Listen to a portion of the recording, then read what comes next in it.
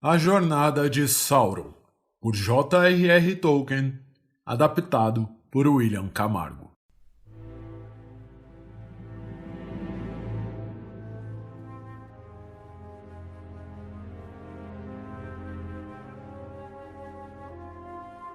Sauron, desde o início dos tempos, antes dos deuses virem para a Terra-média, era um dos mais poderosos. Era aprendiz de Auli, um grande ferreiro e artífice. Durante a Primeira Era, após a derrota de Melkor, os deuses intimaram Sauron a comparecer a um julgamento. Mas, com medo, Sauron fugiu da presença dos deuses. Em pouco tempo, se tornou solitário e começou a maquinar sozinho sobre todo o mal que traria no futuro.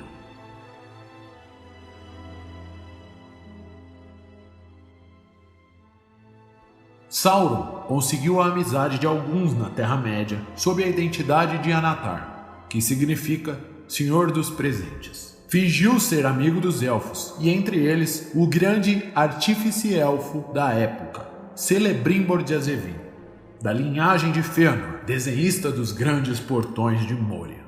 Sauron sugeriu a Celebrimbor a ideia de fazer belos anéis que tivessem como característica principal o poder de consertar os danos causados pelas disputas dos deuses na Terra-média, tornando-a tão bonita quanto Valinor, as terras imortais dos elfos.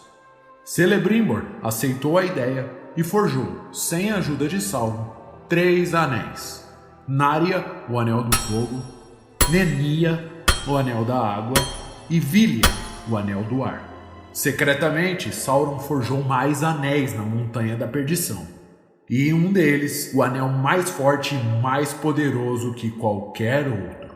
Este possuía um encantamento, lhe dava o poder de controlar todos os outros anéis, e também aqueles que os usassem. Sauron planejava controlar os demais anéis e assim adquirir todos os poderes. Então, deu 9 anéis aos homens e 7 aos anões.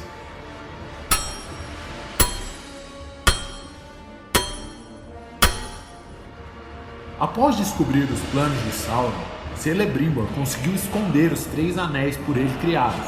Assim, uma nova guerra começava, na qual Sauron procuraria, por todos os meios, conseguir os 3 anéis.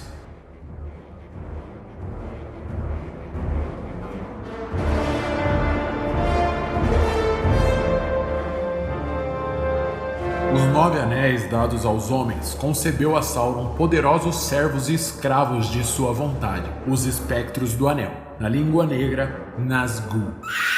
Os anéis dos anões davam a eles muitas riquezas. Por outro lado, os anéis não os tornavam invisíveis e nem os transformavam em espectros. O único mal que os anéis traziam era a ganância e a ira. Os anões eram muito apegados às suas riquezas, acumulando mais e mais ouro, atraindo dragões para suas montanhas.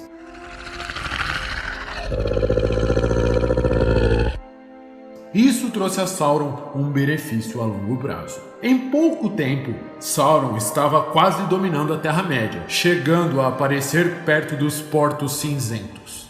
Mas Gil-galad, o senhor daquele lugar, chamou bravos guerreiros para a guerra, os guerreiros da ilha de Númenor.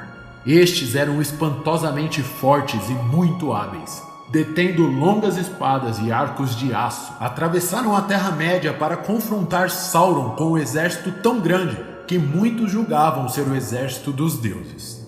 Mas Sauron, contrariando as expectativas, simulou medo e rendeu-se sem opor resistência. Foi levado como prisioneiro a Númenor, e a Terra-média conheceu um pouco de paz.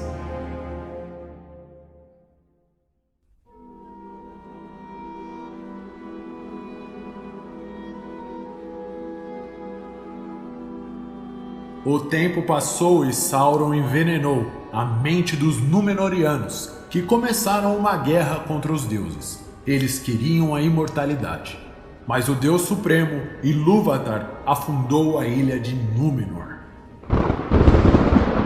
Sauron também se afogou e seu corpo ficou desfigurado. Quando voltou para a Terra-média, forjou uma armadura para aprisionar sua alma. a armadura seria a imagem de Melkor. Alguns Númenóreanos também sobreviveram e fundaram Gondor e Arnor. Sauron, em oposição, construiu a Torre de Barad-dûr, criando grandes exércitos de orcs.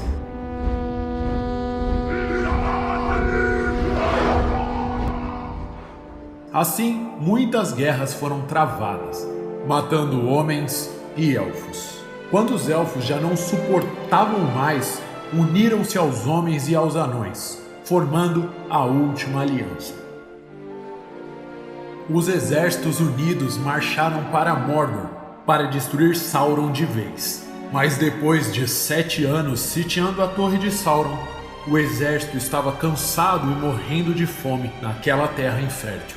Então, o próprio Sauron se apresentou e lutou contra Gil-galad e Elendil.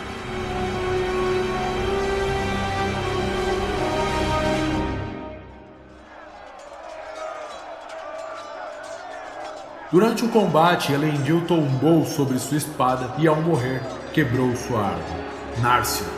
Gil-galad também morreu pelas mãos do Senhor do Escudo.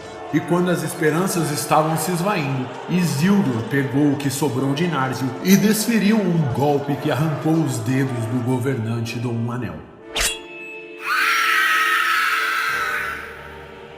Ele se enfraqueceu e fugiu para Dol Guldur. Por 400 anos ficou escondido. Isildur, como havia prometido, destruiu pedra por pedra de Barad-dûr. Gondor construiu torres de vigia em Mordor, caso Sauron retornasse. Só 2500 anos depois, o anel foi encontrado por um pescador e seu primo, Sméagol.